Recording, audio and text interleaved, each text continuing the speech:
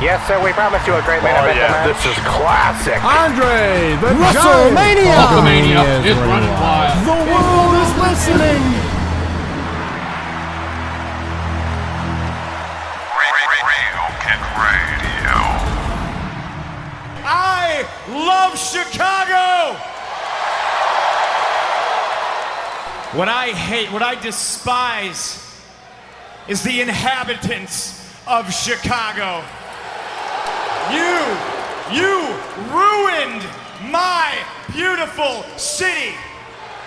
You middle-class, lazy teamsters. You corrupt politicians. You corrupt police officers. The horrible, horrible Chicago White Sox. The Susie homemakers who fatten up their children with fast food and then eat a bottle of pills and pass out on the couch. The out-of-work dads. You people make me sick. I'm proud to live here. I'm proud to be from here. I am not proud to live amongst people like you. You are the scum of the earth, and you have ruined a beautiful city that for a second time should be burned to the ground. And in its ashes, I and I alone will build a straight-edge utopia.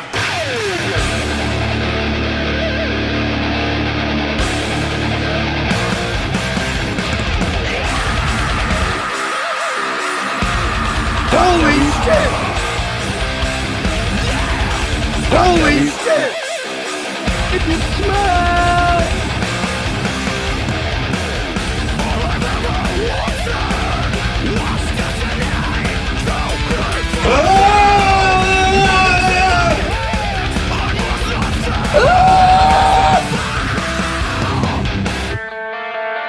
Best part in any wrestling song right there.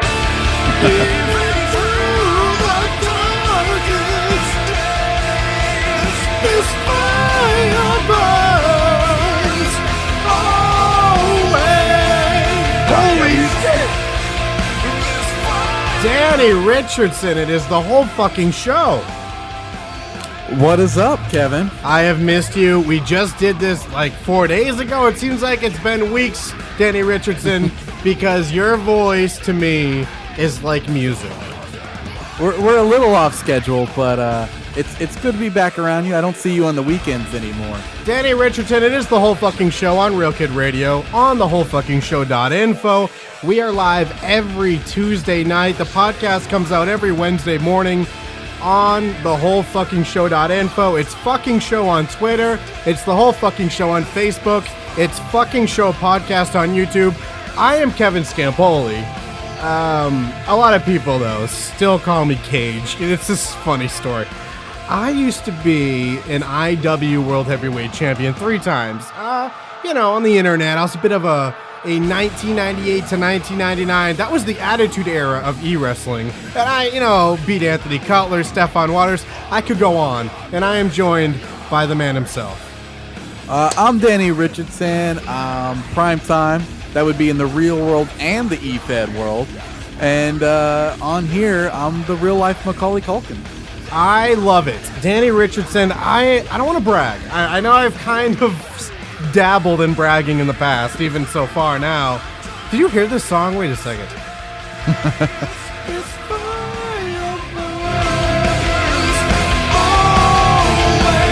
All right, Danny Richardson. It's good, but are you not at all sick of it yet because of the game?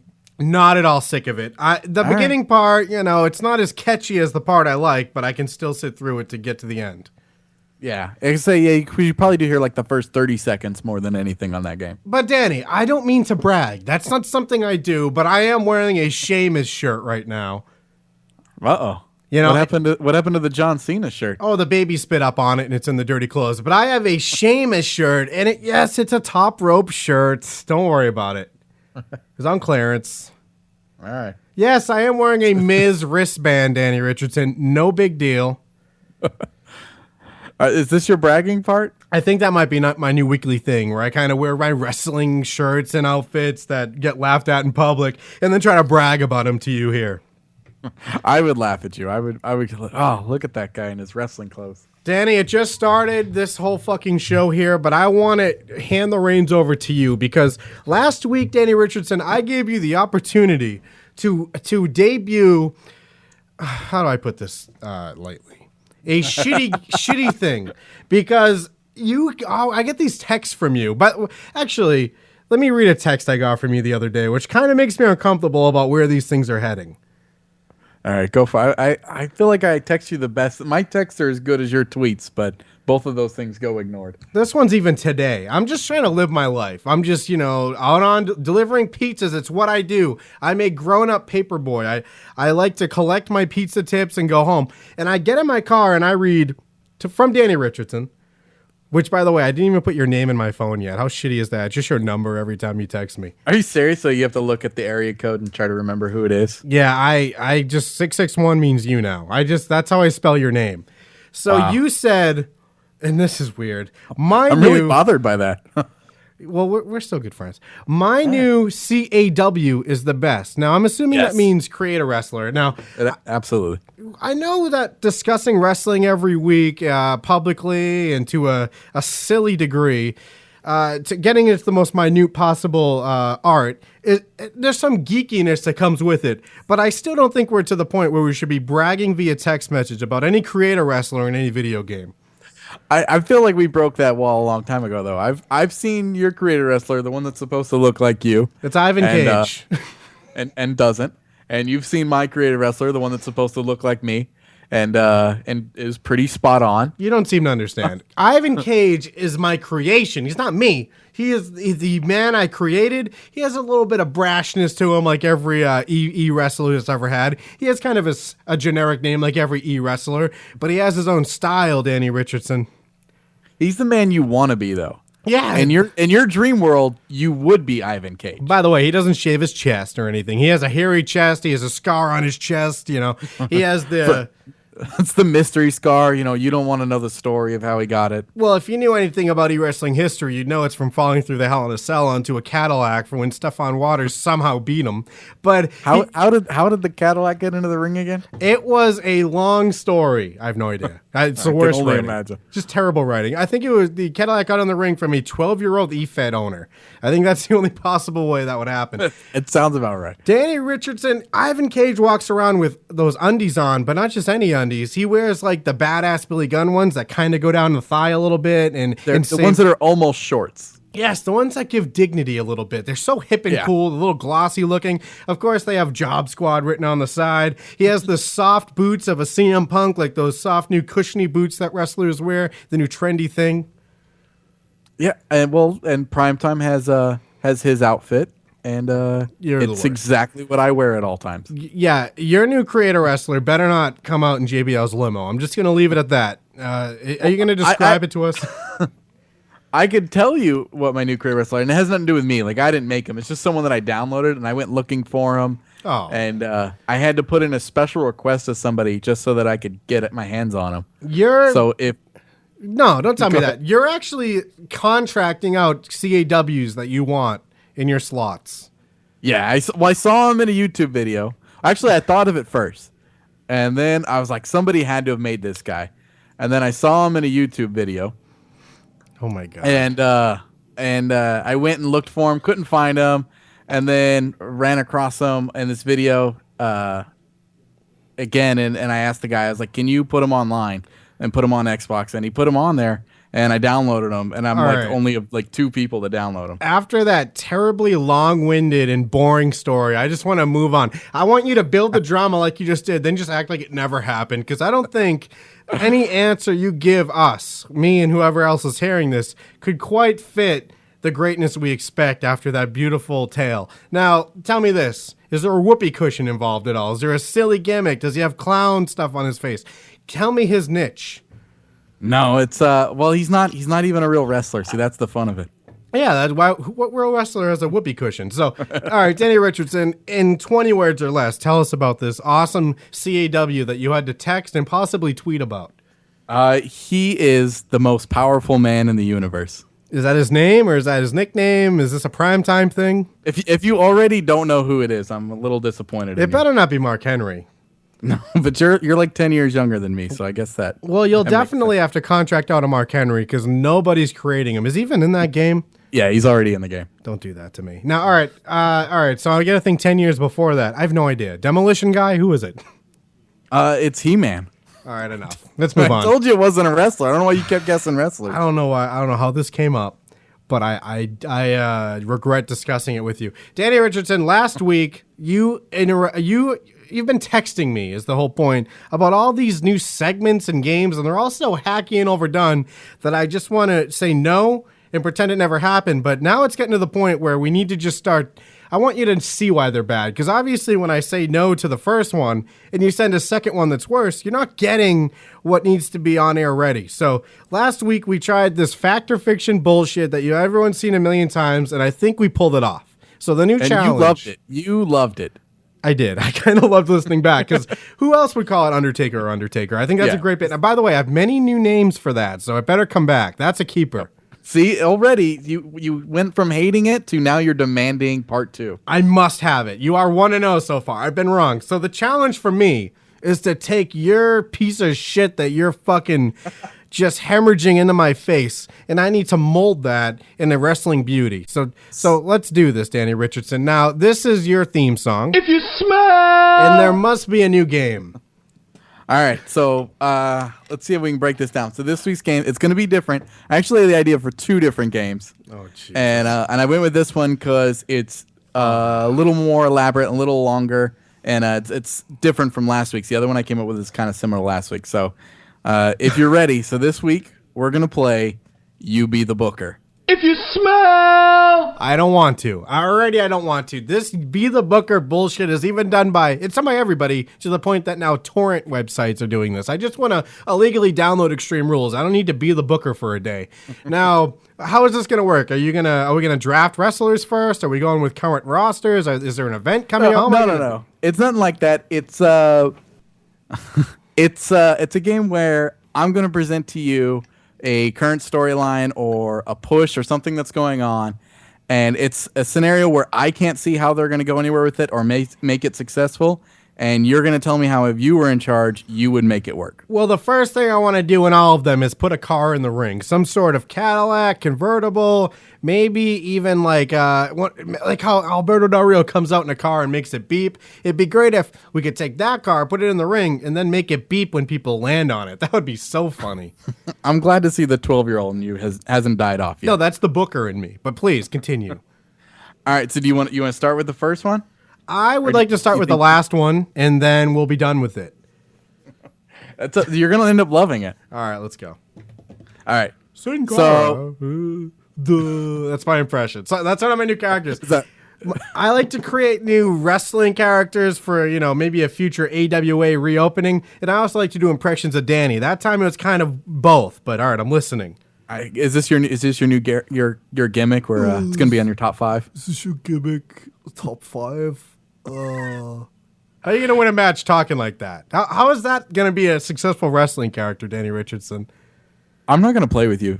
I'm not playing. I'm not playing. All right, seriously, go ahead. I'm listening with this bullshit. All right, so the first one. Faggot ass shit, you fucking faggot. I'm sorry. I thought it would be great to just talk over you and say gay bashing slurs. Now, seriously, enough of that. I'm listening. Enough of this Roddy Piper at WrestleMania 12 behavior. I'm going to sit back and listen. I'm done letting you smoke before we do this show. I'm going to smoke it. Oh. Yeah, no, seriously. I did it once and it was okay. Now that's the 4th time. Now, I've definitely made it boring for myself, and I am high, but continue. Yeah, you're going to go into a panic attack in like 3 minutes. Oh. All right. All right, so for the Cena Rock feud, right? Yep. We got a little bit teaser to keep it going this week on Raw. I don't see how they keep it going all the way till WrestleMania on a consistent basis. See, my problem with this whole segment personally is that I have terrible long-term decision-making. Like, part of me wants to say, I like that he's champion. Let's make him keep it till WrestleMania. Meanwhile, the other half for me, which is the 2%, the one with no power, is thinking, what about in September? Like, I have no idea to think about that. And in a few months, it's going to get old. I think, can we rewrite what's happened so far, or do we have to pick it up where it is? I think you kind of pick it up where it goes. But do we both agree, though, that you wouldn't. Would you keep the belt with him till WrestleMania? No, because if I could rewrite it, I would have not have him win it. Now, since they've already put themselves in this hole, and I'm going to compare it to the war, if I can. I'm going to compare what they've done to Mr. George W. putting us overseas. What character is this? I don't know. It's the worst one. You had to get rid of that one. That was the worst Danny Richardson. Go back Richardson. to the character that makes fun of me. That was my He-Man. I've had enough of this George W. and us clean up this mess. Is that something He-Man? No. I'm gonna get you some He-Man video files. I might have to burn some bridges tonight if you don't start working with me and not against me. But all right, no, I would like. Where was I going? That I wish they didn't put the belt on him because they dug this hole where he kind of has to be champion by WrestleMania now. I think we can at least agree on that, right? Does he? Or I mean, maybe that just was to spike the interest for right now, and then they assume. I mean, a year's a long time away from now, so maybe they assume that you're gonna forget about it by then. Right. Actually, what I would do, I'd kind of hype up the Cena being like, I'm going to be champion by Mania, and I still don't want the belt on him now. So he's going to have to, at some point in my strategy, all right, everyone grab a piece of paper.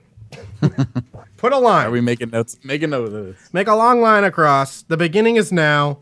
The end of the line is WrestleMania. I'm drawing here. Now, right now, and then write WrestleMania. Here's what we need. Put a line about a quarter of the way through and put Cena loses belt by now. So we need that to happen. I like this bit.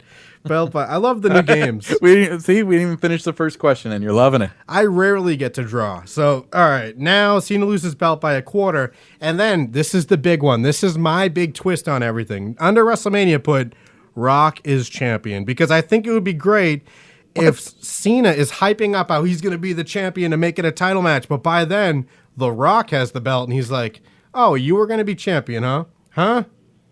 It's my He-Man.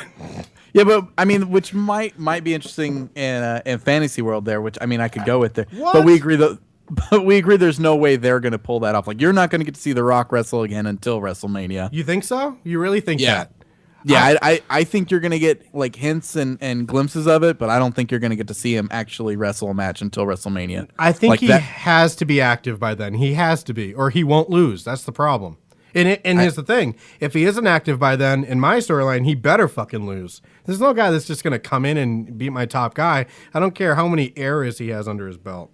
Yeah, but they don't look at him like that. And they just spent a whole 2-hour Raw celebrating the guy's birthday with celebrities, video packages. You know, you had Vince come out and tell him how great he is and like thanked him. Vince almost teared up, you know, just telling him how wonderful he is and thanked him for being who he is. I mean, they're putting him on a pedestal. Like, I don't think they have any problem bringing him in without any matches leading up to it. I like to think, because that is the one extreme, and that's the now. The fact that they're putting him as the guy of history, of entertainment, of WWE, but on the other extreme, there's still The Rock in there in everyone's minds that got buried by Goldberg and beat by Brock Lesnar. And this is The Rock I want to believe is going to lose to Cena. Because no matter what, for one, my big booking decision, let me know if you agree with this, Cena's definitely winning next year. What do you think? So far, I mean, the way it sits, I can't see why he wouldn't. Like, I don't see why you would bring The Rock in just to bury your guy that's currently active and put over a guy that's just going to go away again. And also, just from a fan point of view, I'm going to root for Cena. It's very strange. I compare this Rock comeback, and it's really not as bad, so this isn't fair, but I compare it to the terrible DX comeback where they were just a fucking joke of what they used to be. They're all silly and fun. I mean, the Rock's over here. We're celebrating birthdays. What are we, 8? He's talking about pie. And I don't know. I guess the adults are supposed to like that we're still not being edgy at all, but pretending we're edgy. Yeah, and I mean, you notice every appearance, though, is all about him trying to get off every catchphrase that he can. Oh, it's all just reliving nostalgia. And I don't know how they're going to... I mean, isn't appearances by him going to get old in a year? If you just bring him in every other month or whatever. I mean, we know he's going to... You assume he's going to be involved in SummerSlam somehow and then so on. I just don't know how they're going to do it. I think if we went by your scenario, it might be best if somehow he got... put into matches, inserted a little more, maybe even had a match leading up to WrestleMania to help build it, because just him coming out and being on the mic and doing his little bits, I don't know that that's going to hold over well enough. He has to be active by WrestleMania, and I think he has to be active after. You don't think The Rock will make a full-time comeback before or after WrestleMania? You really think this is a one-off? I do, and there might be a few things afterwards, but I don't think there's much. I don't think there's a great long-term plan. I think if they were really wanting him to wrestle, I think he'd be doing it already. I think they are going to push the "this is my home" thing, and I think he'll be back just because. I mean, I know he celebrated like the whole birthday thing. All the celebrities were on it. Beyond all that, if you look at it realistically, it's not like his movie career was that successful, especially in the later years. Wrestling's kind of going to be his thing, isn't it? No, I think he's still sticking to the Hollywood thing, and whereas, I mean, for the most part, his movies weren't that great. They've made money, and then this weekend didn't really help that cause because the Fast Five just opened up to like 80-something million. Is he over in that? The weekend? Yeah, he's got a small part. What the fuck do I know then? What do I know? It's the biggest weekend opening for Universal. Shut your face. So, I mean, yeah. Did I just say that's a pretty big deal? Did I just say he wasn't successful? Meanwhile, it's the biggest. All right, whatever. I was thinking, but I mean, this was one of the first big, payoffs for a movie that he's had in a while, though. His other movies have just kind of relied on DVD sales to make up the revenue. Rather than look at this from a Rock point of view, we definitely know Cena's going to be around. So where are we going Cena-wise and even The Miz? Because I was reading as far as the whole draft is concerned, it's a big thing where Vince wants big things to happen at it, or else it's not. There's no reason to have it. So he kind of pushes these big turns and rewrites some concepts before it happens. And the creative team was told to pick two guys, a heel and a face, to build their brand around for the year. Apparently it was John Morrison and Miz. Again, got this from dirt sheets. So is it really true? Who knows? I like to think it is. Now that we know that, is Miz going to take that belt from him by then? Where do we go on the Cena point of view? I don't know if Miz takes the belt from him. I just really don't believe that Cena has the belt at WrestleMania. And I don't think The Rock either. I don't think it gets involved in that match because I think that business-wise, the Cena-Rock match sells itself. Yep, and absolutely. The belt makes another match feel more important. If you had Miz Morrison for the title at WrestleMania, it may not be a great match, on paper, but you throw the world title into it and, it's more important. And you've got Cena Rock to carry everything else. You are so right. There's no way that the belt should be in this match. It might be, but it shouldn't be. This is Rock Cena's already being considered whatever dream match. Cena better win. Blah blah blah. To throw the belt on it would be a waste. It's almost redundant. Like it's already on championship level. Now there's just a championship. Seems like a Morrison Miz or whatever. We can't really predict the other main event because some things are going to be so fucking different next year this time. But the belt is going to be needed in other places. That's like putting the belt in the streak match, which did not help a couple of years ago with Edge vs. Taker. It was a fucking poor match, and the belt didn't really mean much. It almost made them cancel each other out. Like, who cared? Yeah, just as we've talked about some wrestlers like Undertaker, Kane, like those are guys that don't need the belt to be interesting, that people are going to watch them no matter what. Yeah. Some matches don't need a belt, so it's like you said, the Undertaker Edge one didn't need it, and I don't think that the Cena Rock one needs it by any means.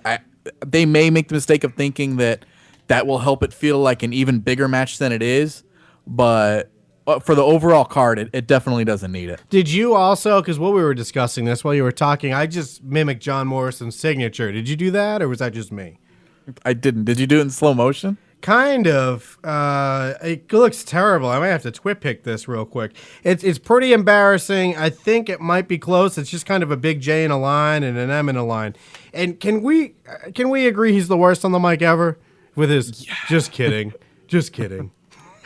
Yeah, there's between him and R-Truth. I mean, I think we're still on that same page there, but I think that's got to be what's holding him back. Like, you can tell they really want to push this guy, and they want so much for him, but it's so dreadful to listen to him talk. But haven't you seen R-Truth with his shut up bit of the last week or two? You don't think he's for one, and it might be just because he has the opportunity to, being the bad guy, has just gone leaps and bounds ahead on the mic, where John Morrison may have actually gone backwards. I might need a Vicky Guerrero to manage him.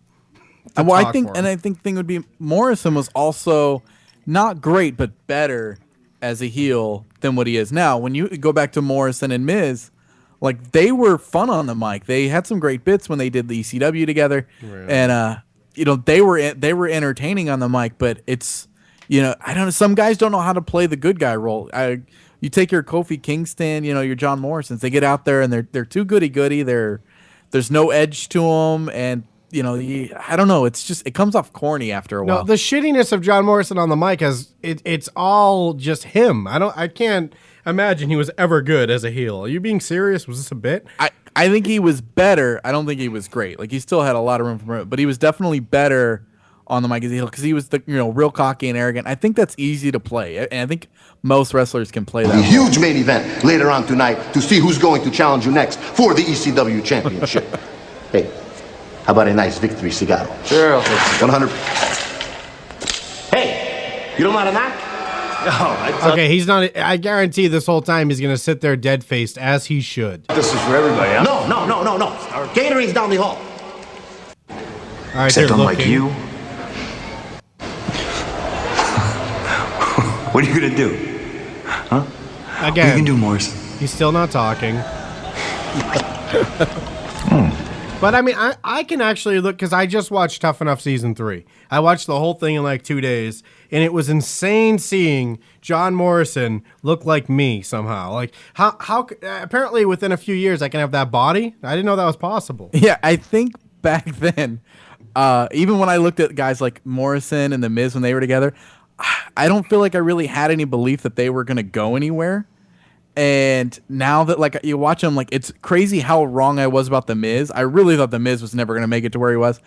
I hope that I end up being wrong about Morrison, but I don't think I will be. I think Morrison's going to end up falling flat, and he's going to be that guy that just flounders. You don't think you were already insanely wrong? Like I remember watching that live finale of Tough Enough when this generic piece of shit won, and I bet me and Jim from JimandThem.com were just fucking trashing this nobody. You're Maven again. Nothing's gonna happen for you, and we're already wrong. Just look at him, just to see him. For one, he took away his, and I think he just did this at Extreme Rules. He changed his shitty pants from those faggy ass, really tight until you get to the bottom, and then they're all poofy pants.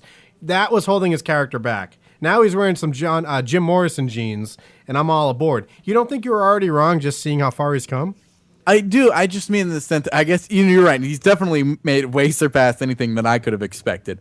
But I mean, as far as living up to the expectations of now what the Miz is set, because at one point they were on the same level, and I think when they were together, I actually thought more highly of Morrison. Oh yeah, than I did the Miz, and now the Miz.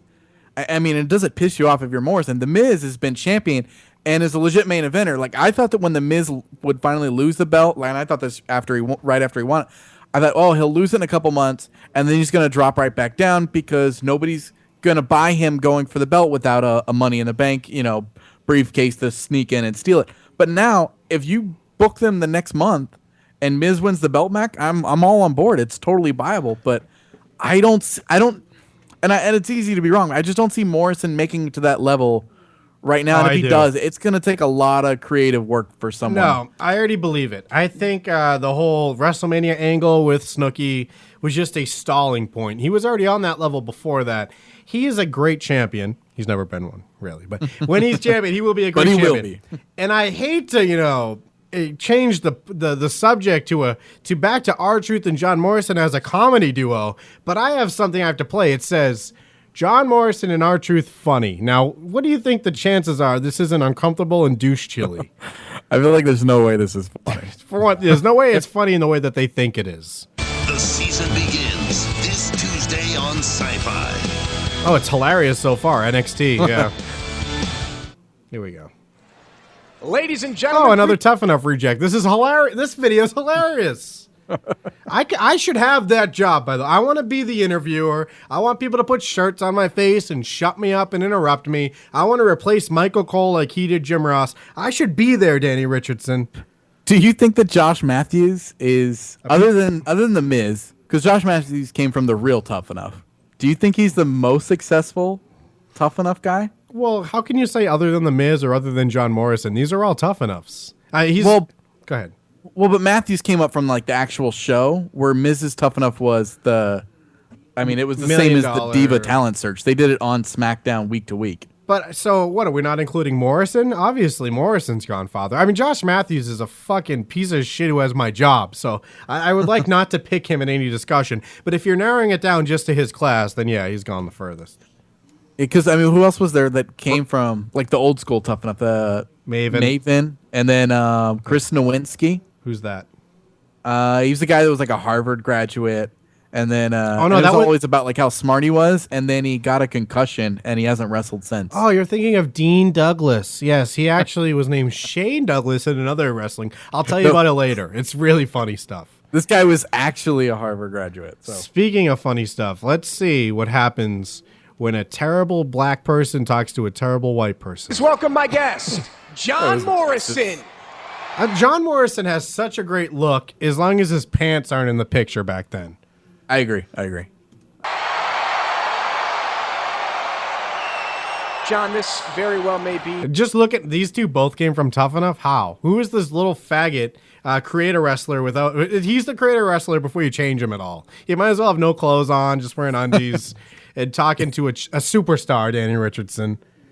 He's the default guy that you start off with to make what your dream self looks like. Did you really just say what I said with different words? Is that what just happened? Is that your new character? I summed up what you said because you're like, he's the guy you start off with. Yeah. I just said he's the default guy. I was paraphrasing. I think I was pretty clear about which guy he was, Danny Richardson, but it's fine. If you want to be my manager and kind of mimic what I do and say what I say, we can definitely make this thing work.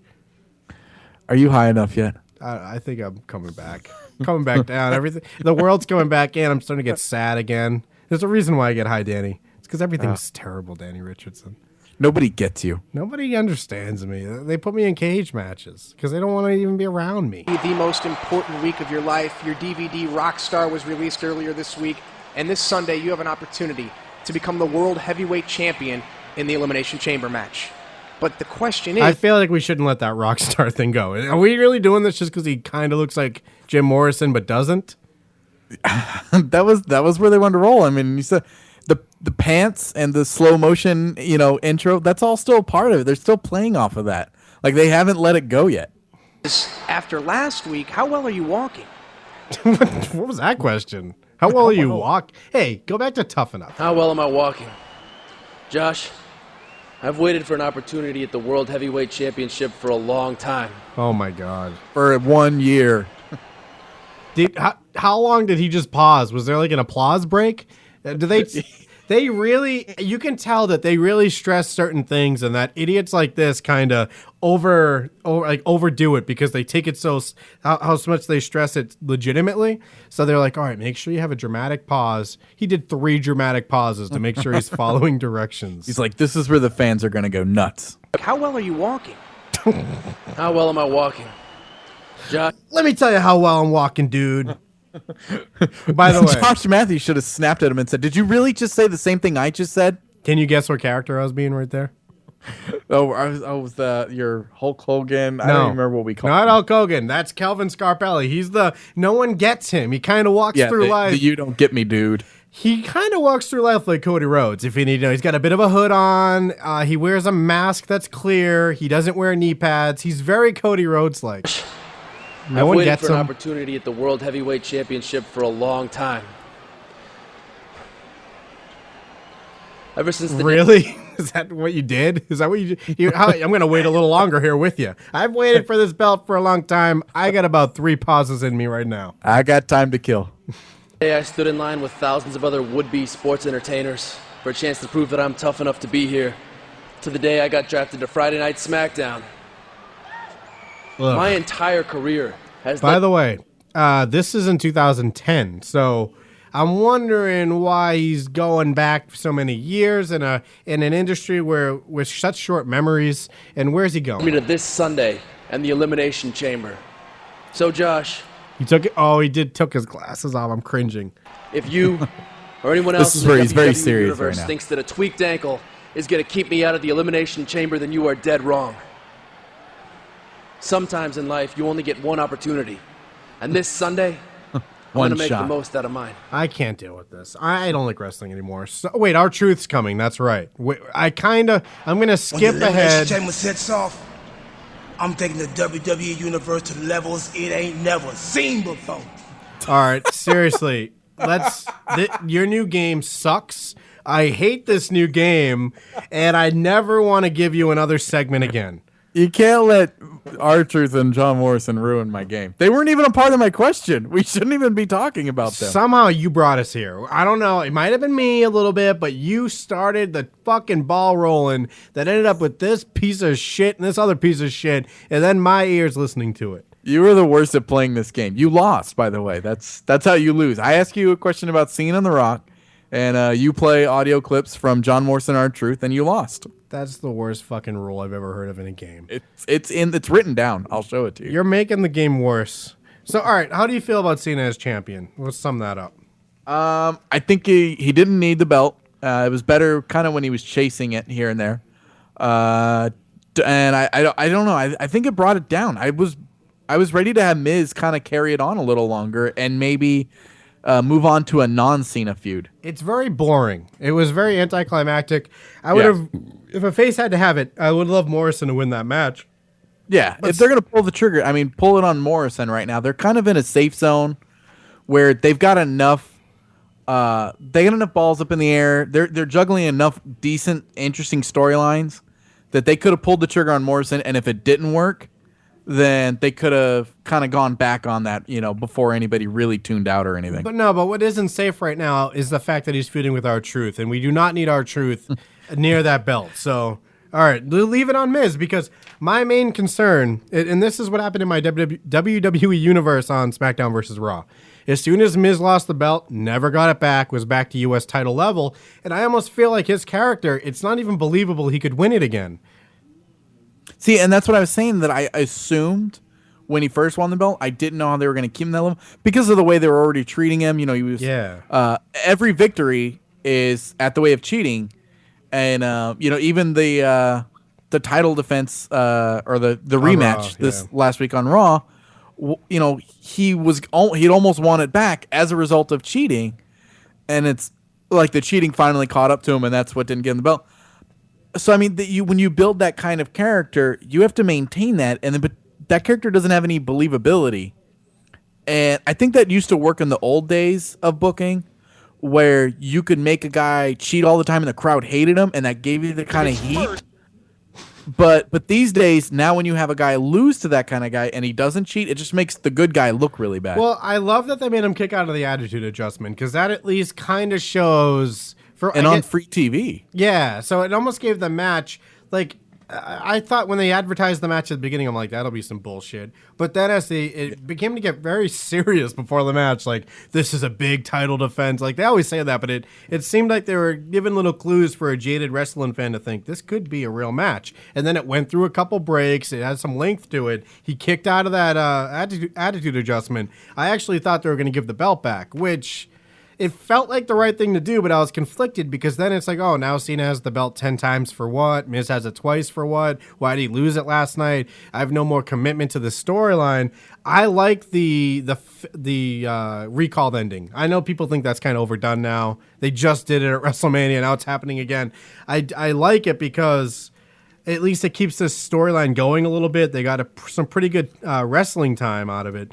And it kind of makes me think at least Miz will have a chance to get it back, which seemed impossible. Yeah, obviously it could set up where Miz can make a case that, he should still get another rematch. But, if you're going to give Miz the belt back, what do you do in the next month? Do you go 2 months? Like, how long do you drag this feud out? Because it's already kind of old. I know, it's like that they've been doing it for a while. So how long do you drag it out before you give Miz the belt back?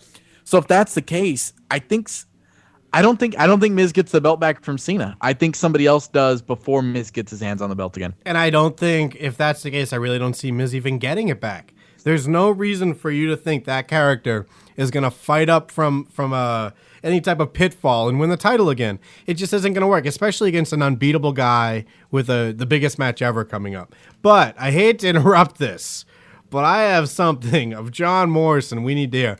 John Morrison makes fun of Drew McIntyre, and he looks like he has Braveheart face paint, so this could be great. Championship. Oh, he's got a sword. How How dare you make fun of William Wallace? Now he's doing an impression. What a funny guy. That one was actually funny, at least. I'm being sarcastic. So, Danny Richardson, I have no way of getting this Cena Rock thing to make any sense with even on the Miz point of view. My goals for this would be, I would love The Rock to be, but I don't want the belt in that match. But if it has to be, I'd like The Rock as champion. I think that would be a good twist on everything. Although a twist that might lose its luster because it's a fucking year away. But I'd like Rock to be champion by then, and Cena to lose the belt about a quarter of the time until then. I honestly, from a Miz point of view, I feel like that character is in a bad place that I can't pull him out of. Yeah, I think putting the belt on Cena this past week really, I don't know, it just kind of tainted things a little bit. I think it hurt Miz's character. It's fucking boring. It hurt the Cena-Miz feud for me, because I don't believe that Miz is going to come out on top anytime soon. Otherwise, it's just a nonsense, no reason, like hot-shotting of the belt. And I don't believe that they're going to let Cena keep that belt all the way till WrestleMania, or do I think he's going to somehow still end up with it at WrestleMania? So, I mean, the title thing being it kind of really taints it for right now, and it's really hard to see what they have in mind. If they were going to throw The Rock into some matches, I'd like to see something in doing that to keep it interesting. I'd like to see him involved in SummerSlam somehow. I don't know how you keep bringing The Rock in if you don't let him wrestle and make people care about it. I'd like to see you involved in SummerSlam with me, since I'm going and you live closer. Me, you, your girlfriend, hotel room. Why is that weird? LA. Why are you being such a creep? Why is that like? Why do you have to take it to a weird point of view? That's not weird. People stay in hotel rooms when they live hundreds of miles away. No, not a couple and another guy. They don't do that. What do you think? The other guy gets his own hotel room. Why? What are you talking about? What do you think we're gonna bang? I don't know. I haven't hung out with you guys yet. By the way, I'm doing the Val Venus pose right now. I'm spinning it. I like to think that you're only wearing a towel right now, so it's good that you're doing the Val Venus pose. What happened to Val Venus? Wasn't Val Venus, he had so much potential. He was, for me, way above Edge. Like, the Edge character didn't make sense. It was just this quiet, lanky, weird-eyed guy that I guess I was supposed to like. Who knows? By the way, when I saw Edge live, he was still at that point of view where it was like the guy that spares the camera and no one knows why he's there. He just debuted Over the Edge. And he's wrestling, and I just yelled, because I didn't know what else to yell, "You think you know me?" And it got a pretty good laugh out of some friends, if I can brag. You're very proud of that moment. I liked it. I was so proud I yelled it 3 more times. I was beating shit into the ground even then. He laughed every time, but towards the end, it was like a look away, like, haha, I know. I already laughed. You know, Val's career has gone downhill. He was in, I don't know if you're aware, because it was so short. He was in TNA already. He did TNA like a year ago, popped in, maybe did 2 matches that I saw, and then he hasn't been heard from since. The one guy... Sorry, go ahead. Go ahead. He's the one guy that should have never cut his hair. Val Venus was such a perfect character, and he was going places, but they had to dramatically change him, and it was strange, because he really worked. He could have actually evolved... I don't know how he could evolve the porn star character, but he had a great finisher. The money shot's a great name. He was good in the ring, great promos. The storylines were funny. The whole dick cutoff thing, you'll never forget it. Choppy choppy the wee wee, etc. Let's play be the booker on Val Venus. How do we save that career? Because this is a guy that should have been a world champion by now. I think they made the mistake of, the porn star character. People are gonna argue like, that could have been the downfall, because it's kind of one of those corny gimmick things, but it worked in that era and it got him over. Like, Val Venus may not have gotten over with something else they gave him. Like, that character got him over.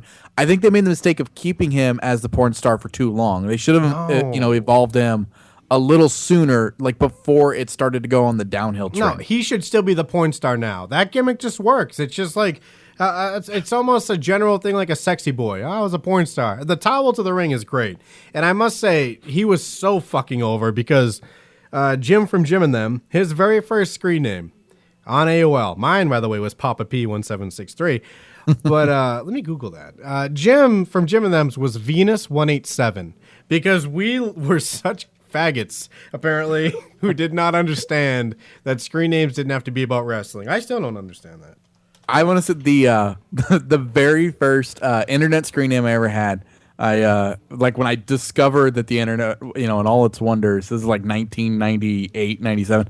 Found Yahoo Chats, found a WWF chat room. I was so excited. I'm like, there's all these people and they want to talk wrestling. And so I went into the room as Mankind 666. And then later I created a screen name that was Nick Foley, because that's what I thought they kept saying his name was. Yeah. I didn't know his name was Mick, so I went in as Nick Foley, and nobody corrected me, so everybody else thought his name was Nick Foley at the time. I was looking for kid sex at the time, and somebody sent me a message saying they were the FBI, and boy, was I scared. Luckily, they were lying. Danny Richardson, did you ever wrestle stuffed animals as a kid? Yes, absolutely. Not only did I wrestle the stuffed animals, my brother and we tag team wrestled the stuffed animals. So, I mean, there was two of us, and we got the better of them. Yeah, but Danny Richardson, did you work stiff? Did you really take it seriously, or were you guys just doing a little fun, turn out the lights, who cares what happens, the stuffed animal gets pinned, and it's all fun? You need to actually bleed this sport. You need to take it like how, like with stand-up comedy. You can't have a good childhood and then be funny. You gotta be fucking abused. You gotta abuse that stuffed animal. Yeah, I don't think we were blading for our stuffed animals. I wasn't putting them over like that, but no, it was. I mean, it was. We took it seriously. We tagged in and out. We did some moves off the dresser. I knocked the wind out of myself a couple times trying to be Jimmy Snuka. What was the ring? Oh, the bed. My brother had. I believe it's probably not as big as I remember, but I believe he had like a queen size when we were kids. He had and so we had that in the room, and I mean, it was jumping off of chairs, off of the dresser, and you had to tag in and out. We played it good. We were always the rockers too.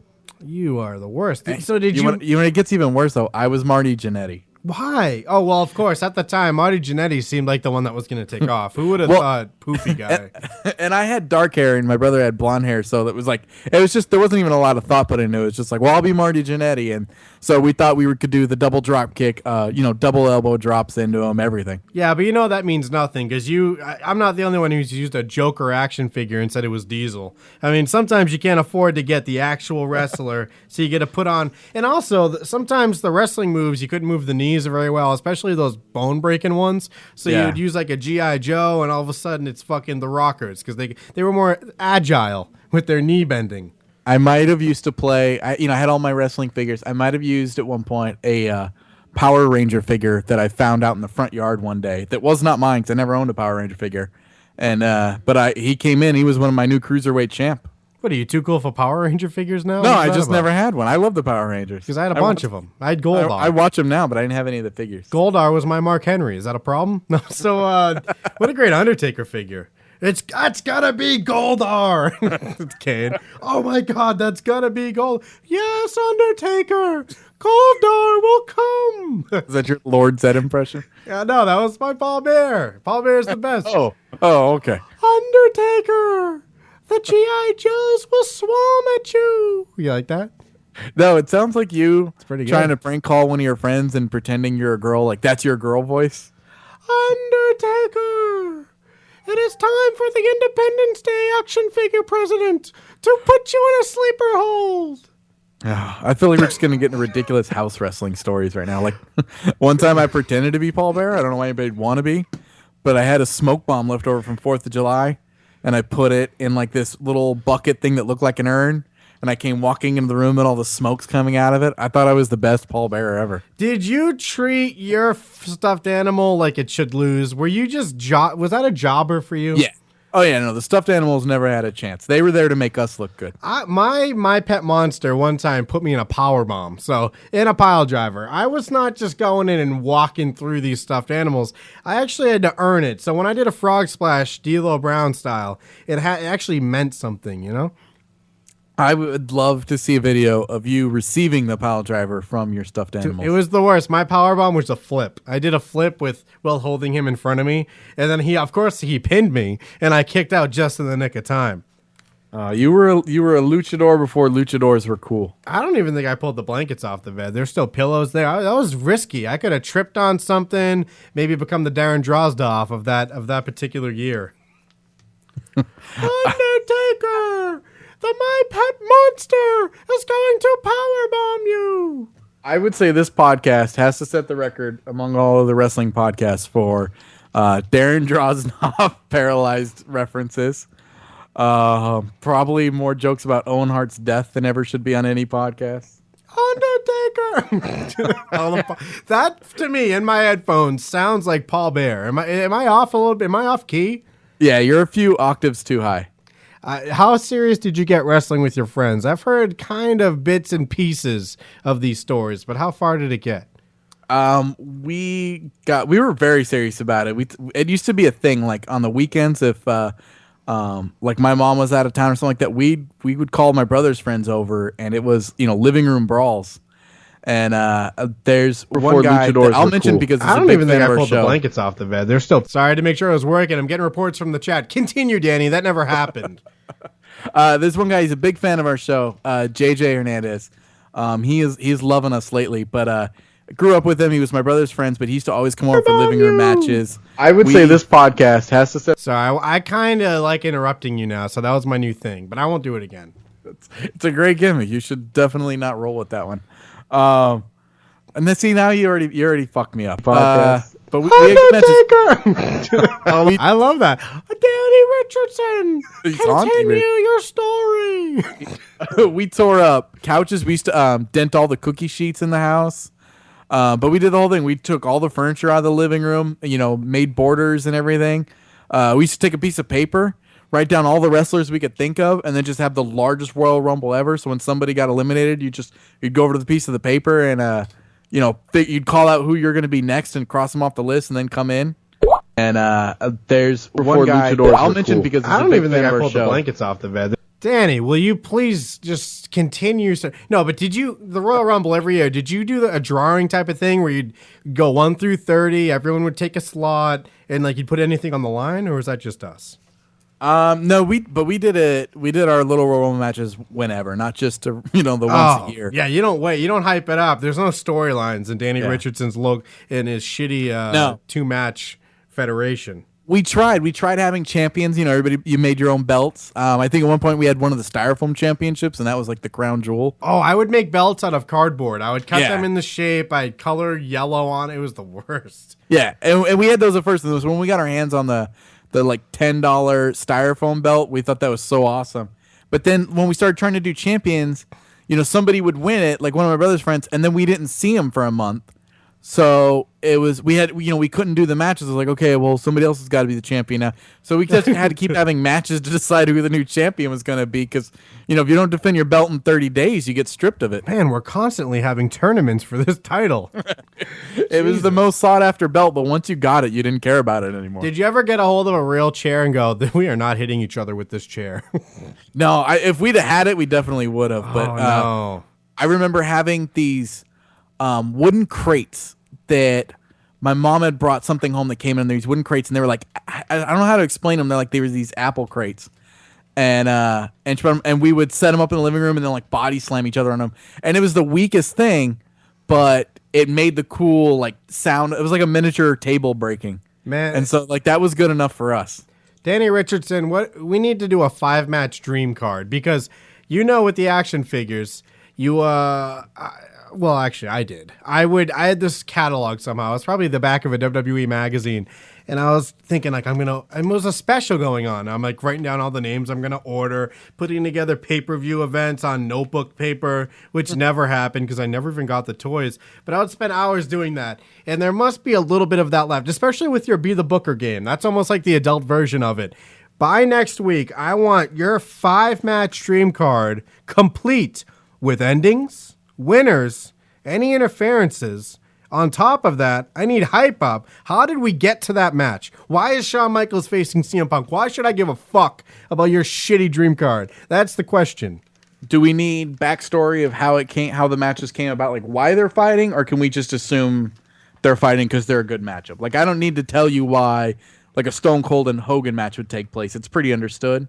Not for me. I hate both of them. No, you're right. All right, fine. In most, you don't really need a true backstory, but I will grill you. We will come up with one. Yeah, because some matches may not seem as obvious, so maybe they're just why you think these guys would fight and what they would be fighting over.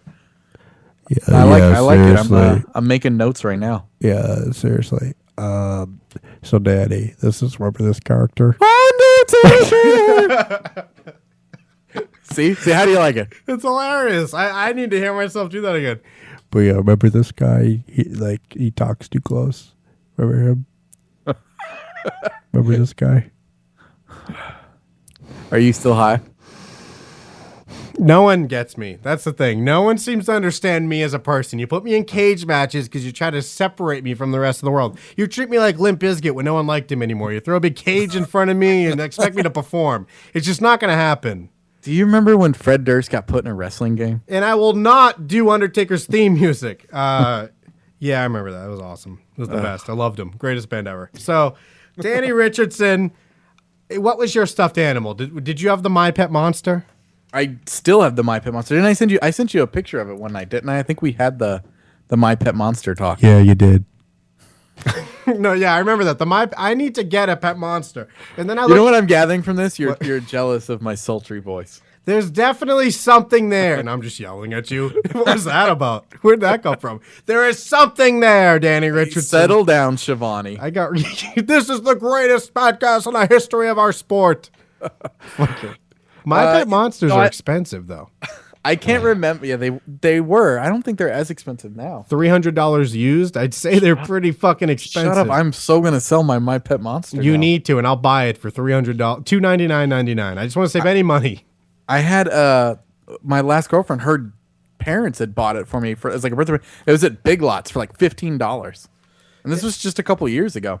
Danny Richardson, I beat the fuck out of this My Pet Monster. It didn't even have one of its eyes. At one Did point, he have the handcuffs? Was he chained together? For one, that would be a great wrestling prop. So sadly, no. There was no handcuffs. It was just a big purple guy without an eye and the funny teeth. He would have choked the shit out of you with that chain. What an uncomfortable doll to sleep with. I would try to hold them. It wouldn't feel good. It wouldn't fill my void, I get a feeling there's some interesting stories with your pet monster. I would make my stuffed animals bring me back. Stop yelling, Shivani. Sorry, am I yelling again? I would make...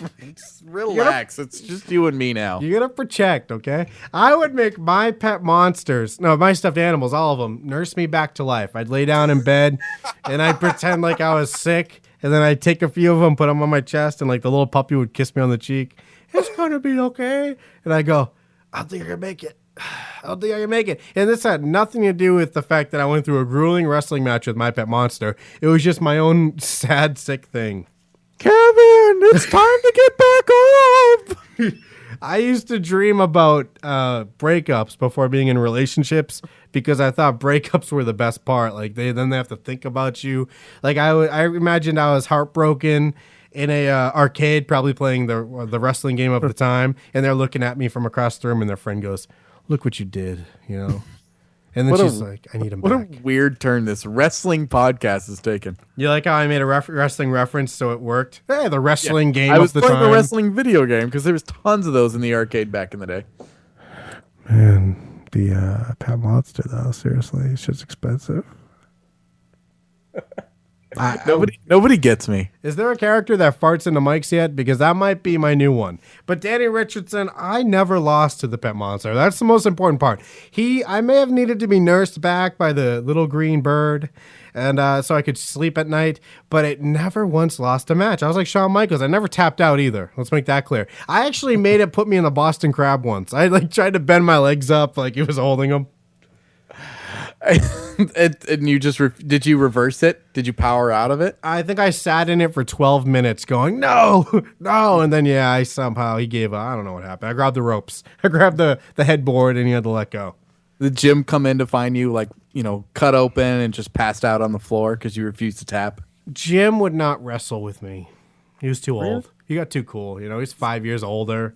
That's when he should want to wrestle because he could have done all the greatest moves and you would have had to take him. Like if he decided you guys were going to do a power bomb, well, guess who's receiving the power bomb? I would take a choke slam or two, and it was the worst. It feels terrible having someone's hand on your neck. How do they do it?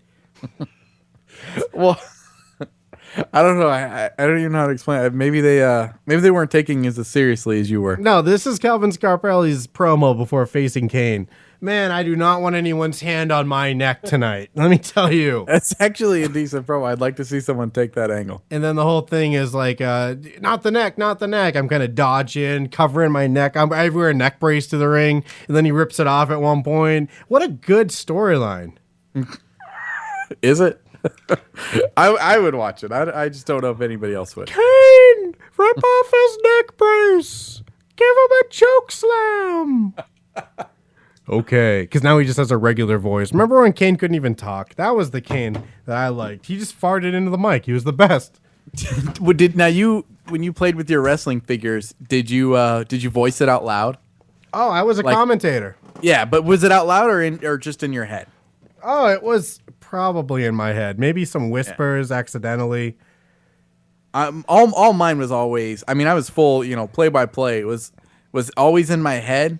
But I do remember one time, and I don't know if he would remember this, and we'll never talk about it because he refuses to listen. But I remember walking by one time. My brother was playing with my wrestling figures. Keep in mind, he's 3 years older than me, and he was doing full-on out loud commentary. Did you record this? Is there any chance? No, I was probably like, I don't know, 10, maybe a little older. But yeah, I just remember walking by the room. I think he was in my room playing with the figures, and I was like, what are you doing? He's like, nothing, just playing. But he was totally doing it out loud. Remember WCW's desperate attempt at cool figures once everything was going down? Like you could bend the knees. They were supposed to be ultra realistic looking. I had a Kevin Nash. I think I had a Savage and a Hogan. And that is where the story ends. I had them. I had their first stab at wrestling figures. They're like just the big rubber ones. Oh, no. That were like the WWF figures from 15 years before that. Yeah, I had Jim. Actually, Jim had those big rubber ones. He had one of the Bumblebee underwear guys. And that's the only one I remember. I remember at one point we had done so much shit to him because we draw blood on him, burn him. Yeah. He had no face left. It was just this big rubber guy with a red splotch on the face. We had two. We had a Hillbilly Jim and we had the Hulk Hogan one. And I remember, and this has probably been 10 years awesome. now. I looked up the Hulk Hogan one online. Out of the package, the Hulk Hogan rubber one was worth $95.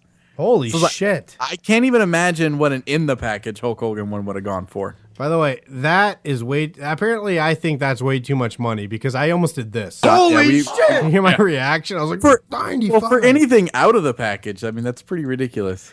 You told me, this be a Booker thing. I don't know about it yet. You told me you had a couple more. Pick what you think will be the best one. Maybe we can try it again. I kind of don't like this already. All right, before that, how do you feel about Christian as champion? I don't like it yet. I wanted to like it. I don't know how to explain. I'm just not sold on him yet. Maybe I don't see him as a main eventer yet. I hate it. I would have been happier if I don't see why they drafted Del Rio to Raw. I think he was doing fine on SmackDown. And I think it'd have been better if they would have left Del Rio on SmackDown. And I would have liked to see Del Rio win the belt. I see Del Rio more ready to be champion than I do Christian. And Del Rio just got there, some 6 months ago or whatever. So, I mean, that says a lot about Del Rio and very little about Christian. I hate Christian. I hate his pants. I hate his face. I hate his character right now. Again, I would love him as TNA champion for what that's worth, but I despise this he's way less believable than The Miz. There is nothing redeeming about Christian, except he's kind of cute in the face, but there's nothing redeeming about him as a wrestler. He is a small little man who I will only know as the shittiest member of the Brood and light heavyweight champion winner in his first match. He will never get beyond that. That's why my tweet, if I can brag, I referred to him as the first ever Intercontinental World Heavyweight Champion. And then I put at Christian for Peeps, which is his name. I said, after 13 years, it's still too soon because this should not, it's a crime. I'm angry. See, I saw that tweet, but I quickly skipped past it, so I didn't see that it was directed at Christian. I didn't know what you meant.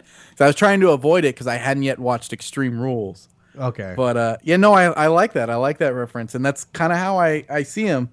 In your opinion, who takes the belt from him? Because it's only a matter of when. Taka Michinoku would be great. Val Venus with short or long hair. Anybody. I think it's so strange. Who's he even going to feud with on SmackDown? Who is there? Who's a heel? Are they going to make Orton get booed somehow? Because it's not possible. It'll never happen. Wade Barrett? But, I mean, he's not really world title. I mean, he's probably just as much as Christian is, but he's not really world title picture. I would love that, but you're right. He's not. He's not world title picture. I think he should be world. I think him and Sheamus should be, but yeah. And then if they are, then what happens with the U.S. title? It's such a mess happening in that mid-card area. Moving them now is stupid as putting him there. So yeah. The only person I can think of, Randy Orton and Brodus Clay. No, I have no fucking clue who he's gonna face. Maybe it's this whole Edge's retiring thing was a bit that went too far, and it's gonna make him a bad guy when he comes back. That could be great. No, I really don't believe Edge is coming back. But I mean, and then the other problem is they got Big Show and Kane. Normally, your go-to guys that help get your new champion a couple of wins. They're both tied up, and again, nowhere near the world title picture. Kane, so, I would like to see Kane there. I am so sick of the thought of Mark Henry, and I kind of think that's almost it. Like, I didn't even think about him. Do you think they're going to give him that push? Like they're going to try one more time? Whoa, Sonny's tits. Damn, she's fat. Yeah. Oh, I'm sorry. What were you saying, Kane? Yeah.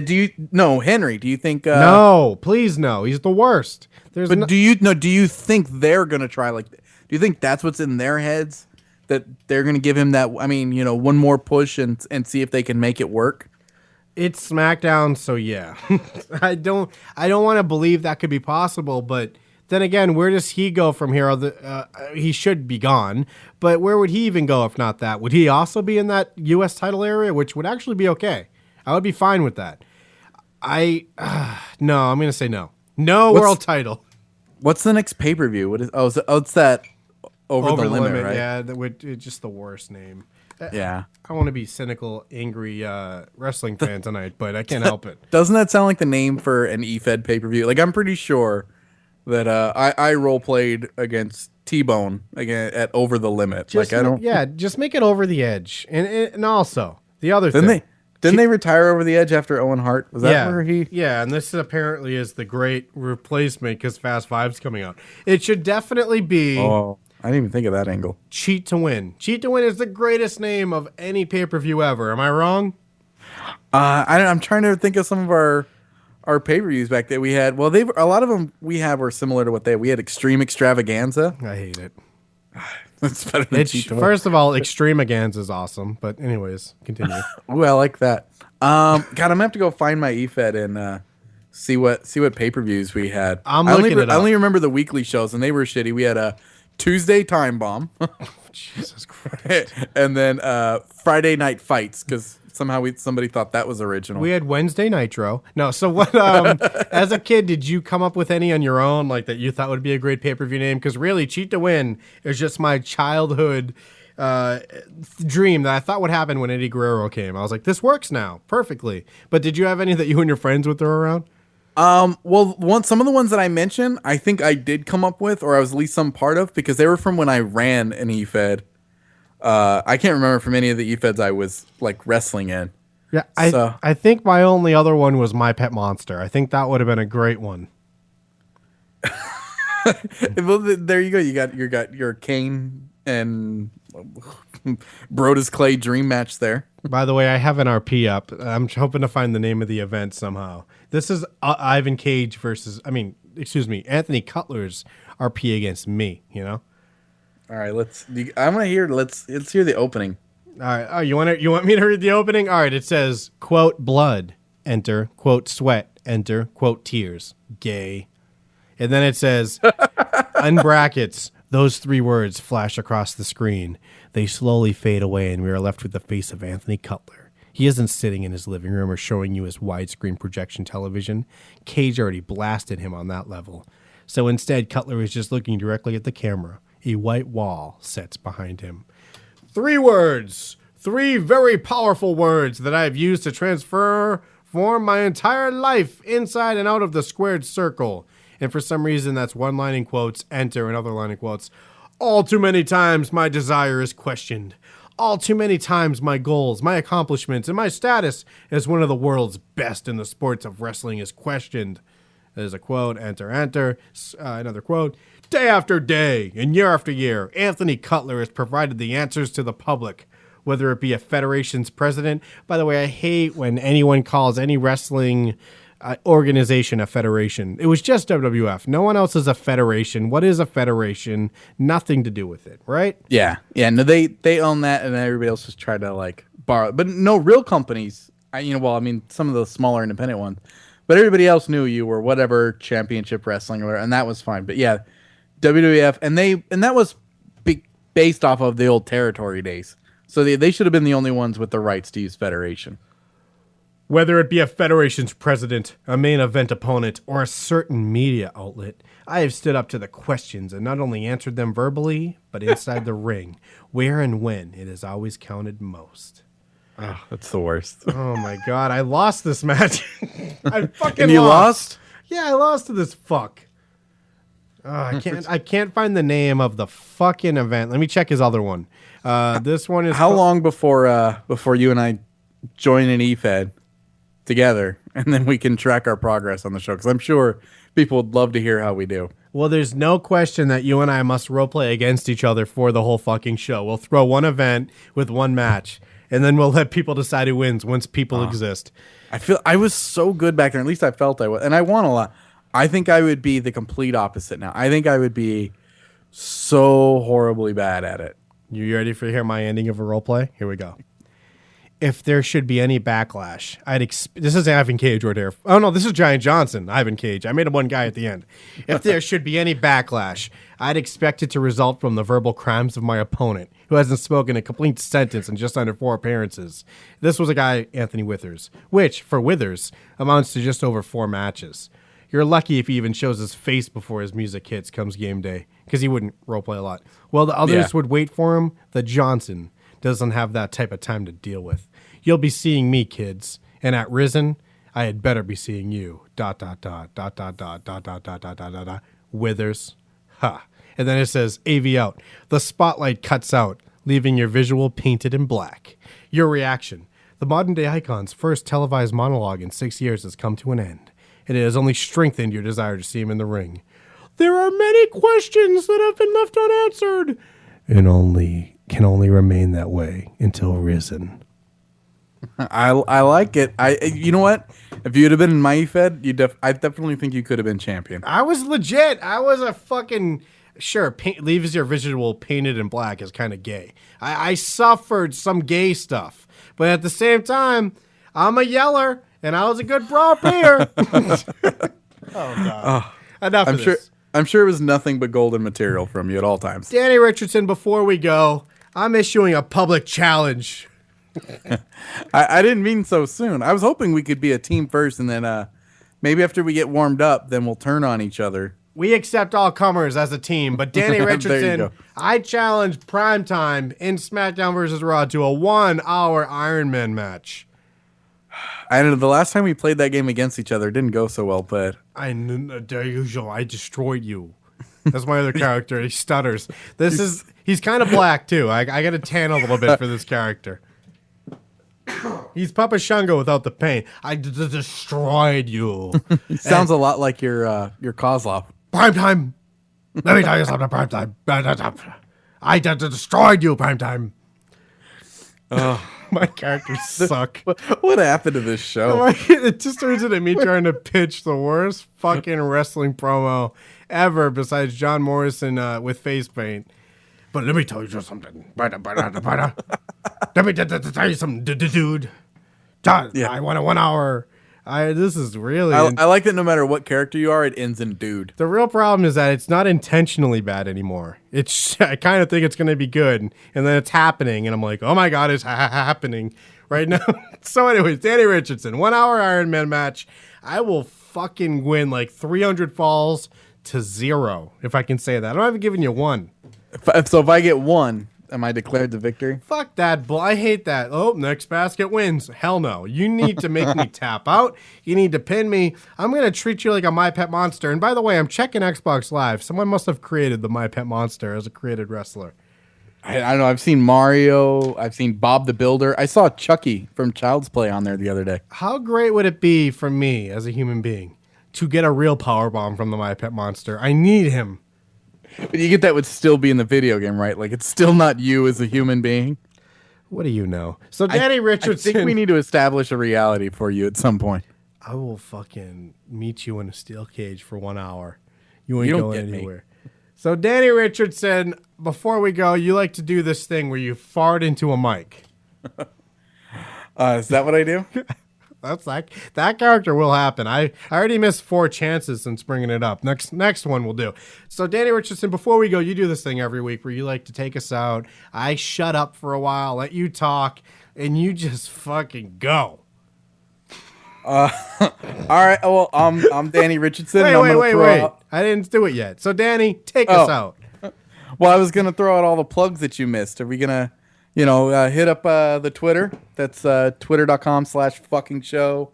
The YouTube channel, whole fucking show or fucking show podcast, right? Aren't you the fucking man right now? Are you gonna help me out here? You're trying to take my thing away, and I think I just, Maybe if you did your job and you weren't so high that you forgot to do all the plugs. I'm not even that high now. I'm looking around. Kevin Scampoli, you do this thing at the end of every show, where you plug all our forms of media. It is the whole fucking show every week on the wholefuckingshow.info. New podcast every Wednesday morning is the goal. We go live every Tuesday night. Danny Richardson, I must tell you that I will defeat the My Pet Monster in a 1-hour Ironman match. As preparation to you, I will play 1 hour in advance, and I'll take his eye off. Because I'm Kevin Scampoli, white sex. Some people call me Kelvin Scarpelli or Ivan Cage. I've beaten Anthony Withers, Anthony Cutler. Please go to thewholefuckingshow.info. Go to Fucking Show on Twitter. Go to The Whole Fucking Show on Facebook. There's also Fucking Show Podcast on YouTube. That only exists as a channel to get other people to the website, so you already skipped it. Just subscribe, and you'll get all the videos and shows automatically. You can subscribe via iTunes, though we are not in the actual iTunes store because we have copyright issues that I will take to the Supreme Court, because we're right. I'm not taking any fucking commentaries down, because Danny Richardson, this is what you do. You go to thewholefuckingshow.info. You get down to the bottom. There's an iTunes link. Right. You click that shit, and it fucking opens iTunes for you. You don't even need to go to the store. I like it. You've made things so simple and easy for these people. Yet the people don't grow in numbers. All right, Danny Richardson, you do this thing where you take us out. Go ahead and take us out. I'm Danny Richardson. I'm Prime Time. Sorry, go ahead. You stole my bit. I was going to do the Paul Bearer voice. Oh, Now I got nothing. That didn't happen. Go ahead. I'm the guy that's going to destroy Kevin in our Iron Man match. There will be an update. And next week, you will find out who won. Me and Kevin. Let me tell you something, Prime Time. I will. You just don't get Kevin me, dude. Crying next week, telling you how nobody gets him, dude. And I'm the guy that saw Sonny's coked up tit about 8 years too late. We honestly need to get a video feed going because I got my pointer fingers out. I'm yelling off to the side, moving to the other side. I'm Stone Cold. I'm doing an impression of Stone Cold, doing an impression of Hulk Hogan. But Danny Richardson, was that you taking us out? That was all I had after you stole the Paul Bearer bit. So well done. Well done. I'll see you next week. Peace.